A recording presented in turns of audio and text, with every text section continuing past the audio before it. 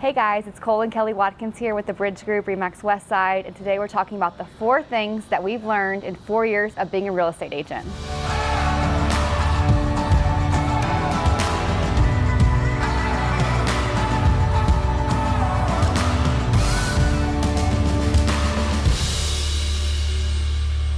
So thanks for joining us this week. Very special week for us. August 31st was 4 years that Kelly and I had been full-time real estate. And this location that we're in right now is very significant to me because we're at the Starbucks on, Beltway and Westheimer in the West Chase area. I used to work right around the corner at National Orwell Varco, and on my lunch breaks I would come here, I would read, I would journal, I would scheme out my escape plan, and the other day we actually just had an awesome opportunity to work with a wonderful developer and listing some brand new listings downtown. You'll be seeing a lot more about those here very shortly, and this was the place we made that agreement. Yes. So very significant to us, but at the same time we have 4 things that we want to go through that we've learned in the last 4 years. Hopefully they can help you as well in your life and your business. So the first thing is treating it like it's our own business. Yeah, 4 years ago when we said, actually last year before we launched our own team, we said, you know what, we need a coach. Yes. We need to learn from someone else's mistakes rather than make those on our own. And so we hired a coach, and that coach has been telling us all the time, this is your business. He makes us repeat it over and over because most real estate agents, what we've come to find out, they treat it as a hobby. They treat it as a part-time thing or just something they do for friends and family, and that's great. And we've talked about that on past videos, but this is our business and we treat it as such, and we've been able to see the benefits of treating it as a career, something that we continue to build and grow. Absolutely. And the other thing is that we treat every transaction as if it were our own transaction, and that is why we feel that we have had the success that we've had, is because it's our own business and we take it very, very seriously. And when we're negotiating, we want to get that best price for you because we're treating it as if it was our own home. Absolutely. Number 2, don't take yourself too seriously. We've learned that over the last 4 years. With all of the new reality TV shows that have kind of popularized being in real estate, everyone getting their license and excited around that, we've seen a lot of people in our industry almost think of themselves as celebrities or whatever else, and we're not. We sell homes and we try to do our best to get the best deal for our clients, whether it's selling or helping them purchase. One of the biggest things that I wanted to touch on at this point was letting your ego get in the way of your client's best interest.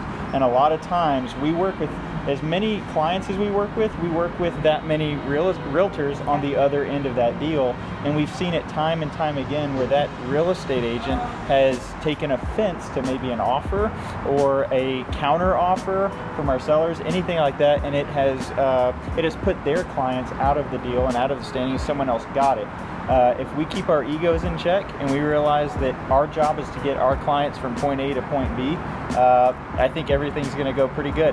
And it's all about making the connection. That's our slogan on the Bridge Group. And it's all about being personable and getting to know people and meeting them where they're at. And so that's something that we've really learned, is really getting into the client's life and making sure that we really understand what they want and what they need. Number 3, time management.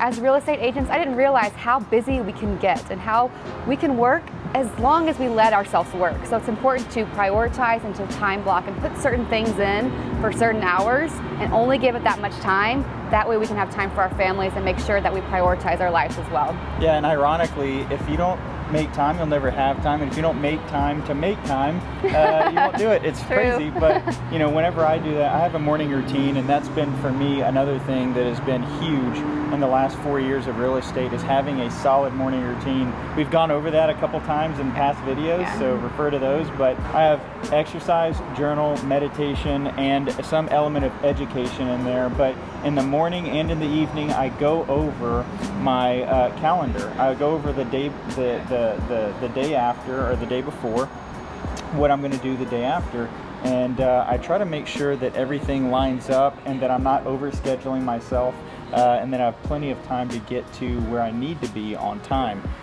So that time blocking, time batching, whatever, all of that is extremely important and a huge part of our business.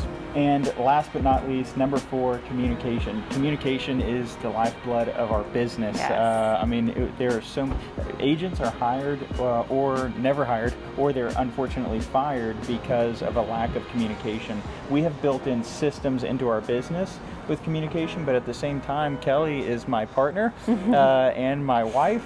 And we have to continue to up our communication to each other to make sure that, number 1, our marriage is a success, Yes. and then our business is a success. So communication is a massive thing to us and our business. And part of that is managing expectations. We feel like if we're able to sit down with our clients before, during, after, all throughout the process and make sure we let them know what the next step is, what they should expect, good things that are coming, maybe some potential negative things that could come out of the situation, that is going to make for an overall much happier client, much happier us as agents, making sure that you guys are pleased and the transaction, it goes very smoothly. Well, you have 81 steps to a listing. Yes. You have 35 steps whenever you're purchasing. We're the ones that want to make sure that you know 3 steps, 4 steps, 5 steps ahead of what's coming down the pipe and what's going on, that you have a big, broad picture of the entire process. So those are the 4 things, just a few of the 4 things. We had a longer list, we had to narrow it down. Yeah, I had like 12 things. that we learned in the past 4 years. Next year we'll bring you 5 things you learned in 5 years. And if you've had thoughts of buying or selling here in the Houston market, please don't hesitate to reach out to us. We'd love to help you.